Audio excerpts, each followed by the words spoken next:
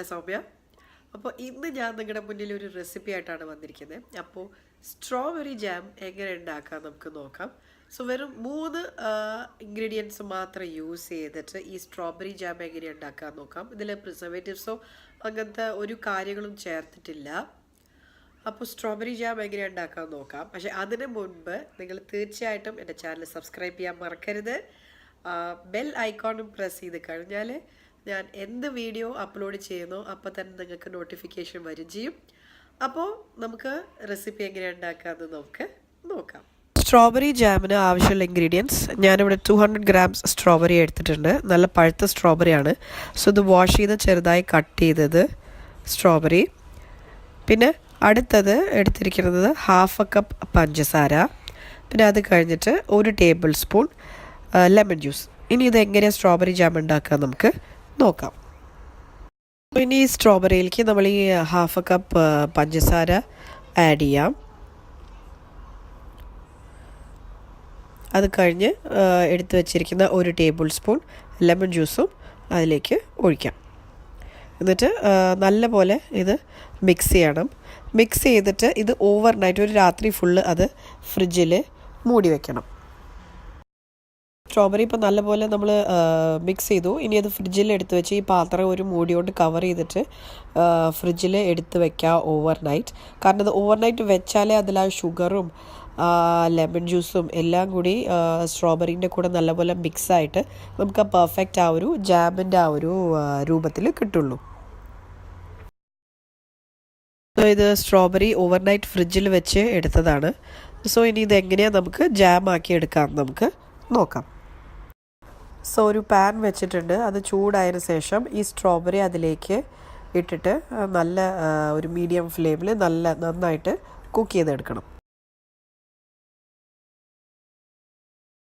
Strawberry ഒരു medium ഫ്ലെയിമിൽ വെച്ചിട്ട് ഒരു 20 to 25 മിനിറ്റ്സ് ഇടയ്ക്ക് നല്ലപോലെ ഇളക്കിയിട്ട് നമുക്ക് കുക്ക് എടുക്കണം. എന്നാലേ ആ ഒരു സ്ട്രോബെറി ജാമിൻ്റെ ആ ഒരു പരുവത്തിൽ നമുക്ക് കിട്ടുള്ളൂ.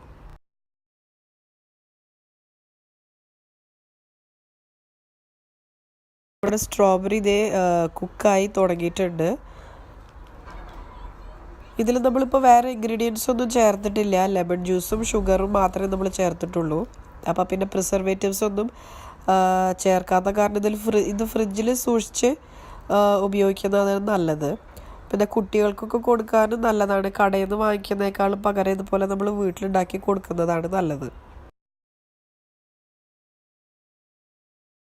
സ്ട്രോബെറി തിളച്ച് വരുന്നുണ്ട് കുറച്ചായിട്ട്. സോ നമ്മളിത് കൈ വിടാതെ ഒന്ന് നല്ലോണം ഇടയ്ക്ക് ഇളക്കി കൊടുക്കണം. സോ ഇത് പഴുത്ത സ്ട്രോബെറി ആയ കാരണം ഇത് നന്നായി ഇത് ഉടഞ്ഞ് മാഷായി വരും. നമ്മളിത് നമ്മുടെ കയ്യിൽ വെച്ചോ സ്പൂൺ വെച്ചോ തന്നെ ഉടച്ച് കൊടുക്കണ്ട. അത് നന്നായിട്ട് ഉടഞ്ഞ് ഓട്ടോമാറ്റിക്കായിട്ട് നല്ല മാഷായിട്ട് വരും.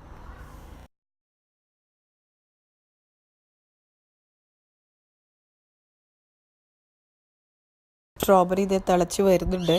അതിപ്പോൾ കണ്ടാൽ തന്നെ അറിയാം നമുക്ക്. അത് നമ്മളൊന്നും ചെയ്തിട്ടില്ല. അത് കുക്കാവുന്നതിനനുസരിച്ച് ആ സ്ട്രോബെറി തന്നെ നന്നായിട്ട് അത് കുഴഞ്ഞ പരുവത്തിൽ ആയി വരുന്നുണ്ട്.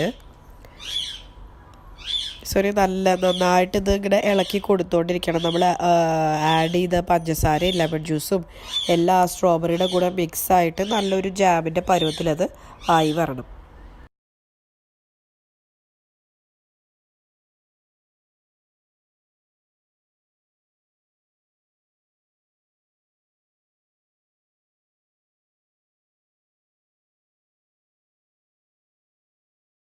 ില്ലേ അപ്പോൾ നമ്മുടെ ജാം കുറച്ച് ആ ഒരു പരുവത്തിലായോണ്ടിരിക്കുകയാണ്.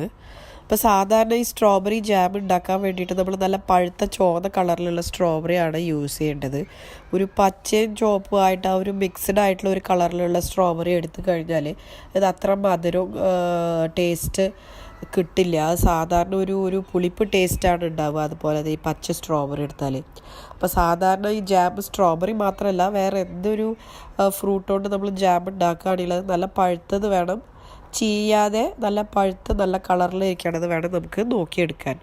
ഏത് സ്ട്രോബെറി ജാം റെഡി ആയിക്കൊണ്ടിരിക്കുകയാണ്. ഇതിപ്പോൾ ഇതിലിത് കണ്ടു കഴിഞ്ഞാൽ തന്നെ അറിയാം സ്ട്രോബെറി ഒക്കെ നന്നായി ഉടഞ്ഞ് നല്ല പരുവത്തിൽ ആയിട്ടുണ്ട്. സോ ഈ ഒരു സ്റ്റേജിൽ നമ്മൾ കണ്ടിന്യൂസ് ആയിട്ട് ഇളക്കിക്കൊണ്ടിരിക്കണം. അത് അടി പിടിക്കാൻ വിടരുത്. അടി പിടിച്ച് കഴിഞ്ഞാൽ ടേസ്റ്റ് മാറും. അപ്പോൾ അത് അടി പിടിക്കാതെ നന്നായിട്ട് ഇളക്കിക്കൊണ്ടിരിക്കണം കണ്ടിന്യൂസ് ആയിട്ട്.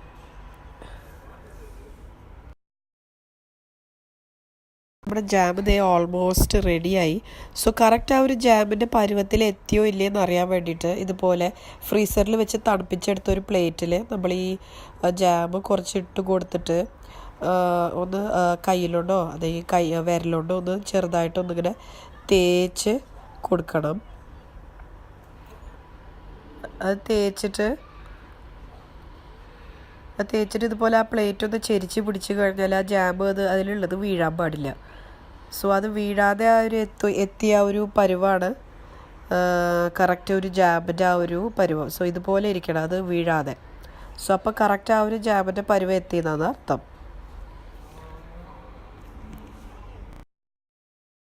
നമ്മുടെ ജാം ഇത് ഏകദേശം റെഡിയായി. സോ ഞാൻ എടുത്തിരിക്കുന്ന 200 grams സ്ട്രോബെറി എടുത്തതിൻ്റെ അളവാണിത്. സോ അത് നിങ്ങളുടെ അളവൊക്കെ നിങ്ങളുടെ ഇഷ്ടത്തിന് നിങ്ങൾക്ക് എടുക്കാം. ഇപ്പോൾ 1 കിലോ സ്ട്രോബെറി കിട്ടിയെങ്കിൽ 1 കിലോ വെച്ച് എടുത്ത് അതിനനുസരിച്ച് നമുക്ക് ഷുഗർ ഇതെല്ലാം ആഡ് ചെയ്തിട്ട് ചെയ്യാം.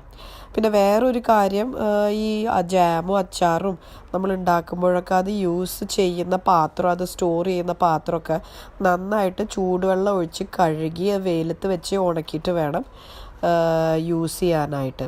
സോ ഇനി ഇതിൽ പ്രിസർവേറ്റീവ്സ് ഒന്നും ചേർക്കാത്ത കാരണം ഇതൊരു നല്ല ടൈറ്റ് മൂടിയുള്ള ഒരു ഡപ്പയിലാക്കിയിട്ട് നമുക്ക് ഫ്രിഡ്ജിൽ സൂക്ഷിക്കണതാണ് നല്ലത്. സോ അധികം ദിവസം വെക്കാതെ പെട്ടെന്ന് തീർക്കാൻ പറ്റണ മാതിരി അത്രയും ക്വാണ്ടിറ്റിയിൽ എടുത്താൽ മതി. അപ്പോൾ അതേ നമ്മുടെ സ്ട്രോബെറി ജാം ഇവിടെ റെഡി ആയിട്ടുണ്ട്. സോ ഇത് കണ്ടാൽ തന്നെ അറിയാതെ പെർഫെക്റ്റ് ആ ഒരു ജാമിൻ്റെ ആ ഒരു കൺസിസ്റ്റൻസിയിൽ അത് എത്തിയിട്ടുണ്ട്. നമ്മൾ ബ്രെഡിലൊക്കെ അങ്ങനെ സ്പ്രെഡ് ചെയ്യുമ്പോൾ കറക്റ്റായിട്ട് വരുന്നുണ്ട്. ഇടയ്ക്ക് ആ ഒരു സ്ട്രോബെറീൻ്റെ പീസൊക്കെ ഇടയ്ക്കൊന്ന് ഹോൾ പീസസൊക്കെ ഉള്ളപ്പോൾ അത് കടിക്കാൻ കിട്ടുമ്പോൾ അത് ഒരു നല്ല ടേസ്റ്റാണ് ആക്ച്വലി. അപ്പോൾ ഈ ജാമിൽ നമ്മൾ പ്രിസർവേറ്റീവ്സ് ഒന്നും നമ്മൾ ചേർത്തിട്ടില്ല. വെറും സ്ട്രോബെറി, ഷുഗർ, ലെമൺ ജ്യൂസ് മാത്രമേ ചേർത്തിട്ടുള്ളൂ. അപ്പോൾ അത് കാരണം ഇത് കുറച്ച് ആവശ്യത്തിനനുസരിച്ച് കുറച്ച് ക്വാണ്ടിറ്റി ഉണ്ടാക്കിയിട്ട് ഫ്രിഡ്ജിൽ സ്റ്റോർ ചെയ്ത് യൂസ് ചെയ്യാവുന്നതാണ് നമുക്ക്. സോ കുട്ടികൾക്കൊക്കെ കൊടുക്കാൻ വേണ്ടി പ്രിസർവേറ്റീവ്സ് ചേർക്കാതെ കുട്ടികൾക്കൊക്കെ കൊടുക്കാൻ ഇത് നല്ലതാണ്. അപ്പോൾ ഈ സ്ട്രോബെറി ജാം, പ്രിസർവേറ്റീവ്സ് ഒന്നും ചേർക്കാത്ത ഈ സ്ട്രോബെറി ജാം നിങ്ങൾ തീർച്ചയായിട്ടും ട്രൈ ചെയ്ത് നോക്കണം. അപ്പോൾ നിങ്ങളുടെ കമൻറ്റ്സ് എന്തായാലും അറിയിക്കും വേണം. അപ്പോൾ എൻ്റെ ചാനൽ സബ്സ്ക്രൈബ് ചെയ്യാൻ നിങ്ങൾ മറക്കരുത്. അടുത്ത വീഡിയോയിൽ നമുക്ക് വീണ്ടും കാണാം. Take care, by.